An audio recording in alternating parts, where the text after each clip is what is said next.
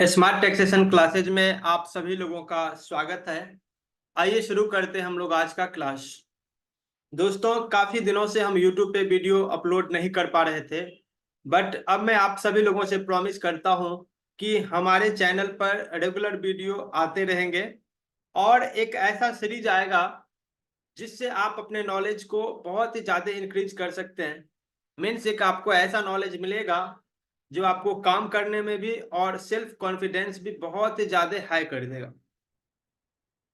और आप लोगों से मेरा एक रिक्वेस्ट है कि अगर आप हमारे चैनल पर नए हैं तो प्लीज मेरे चैनल को सब्सक्राइब कर दीजिए, साथ ही बेल आइकन भी प्रेस कर दीजिए ताकि जब भी कोई नया वीडियो हम अपलोड करें उसका नोटिफिकेशन आपको चला जाएगा। दोस्तों, आज हम टैली के लिए एक ऐसा ट्रिक्स लेके आए हैं जो आपके सभी कामों को आसान कर देगा।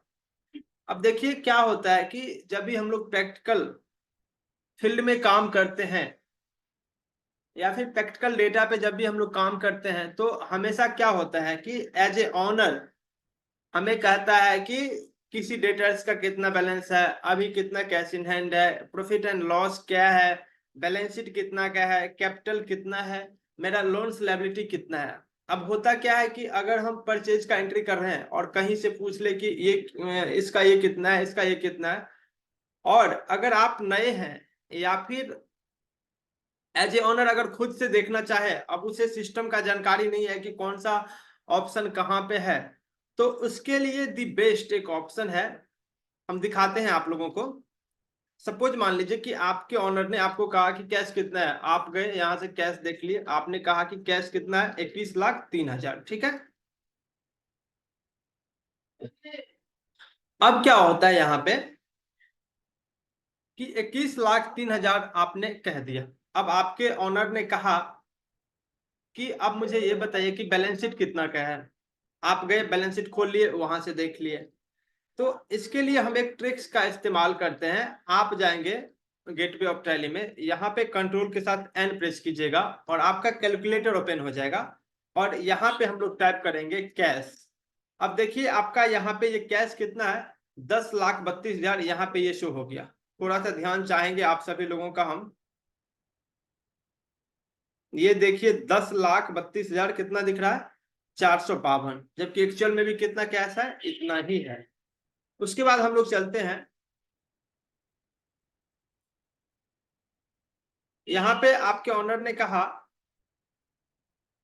इसको थोड़ा सा हटा लेते हैं हम।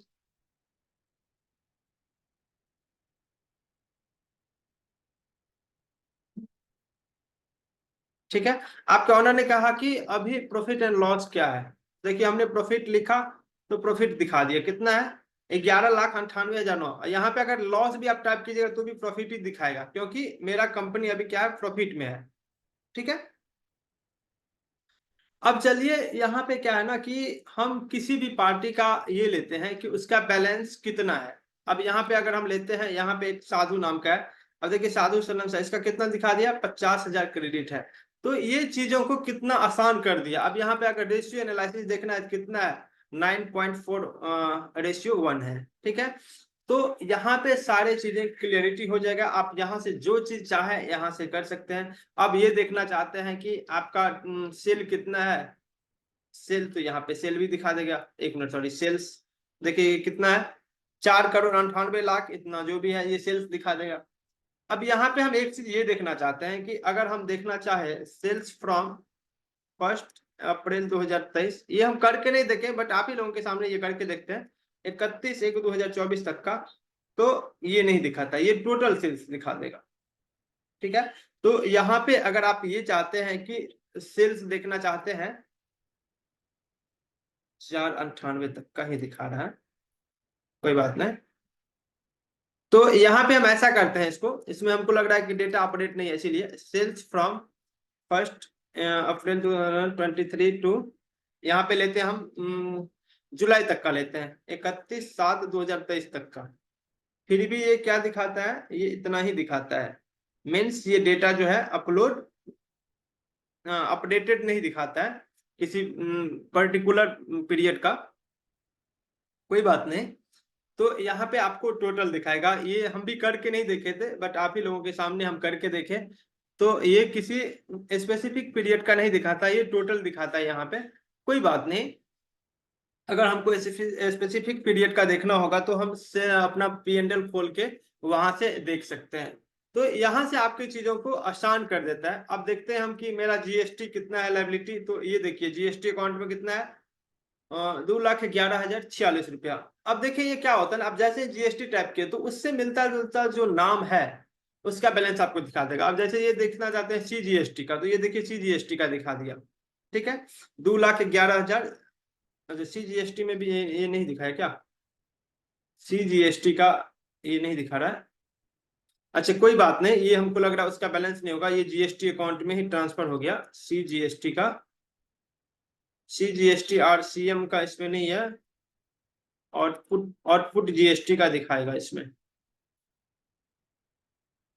हाँ, आउटपुट CGST के नाम से लेजर है, इसीलिए यहाँ पे ये दिख रहा। तो यहाँ पे नाम का बहुत ही जरूरी होता है कि आप क्या टाइप कर रहे हैं, क्या बैलेंस दिखाएगा।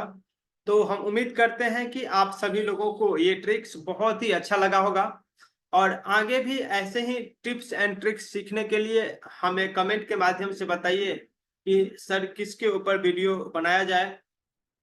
और अगर आप लोगों को हमारा वीडियो अच्छा लगता है तो प्लीज मेरे चैनल को सब्सक्राइब कीजिए, लाइक कीजिए, शेयर कीजिए अपने दोस्तों के साथ। ऐसे ही वीडियो में बने रहिए। जय हिंद, जय भारत।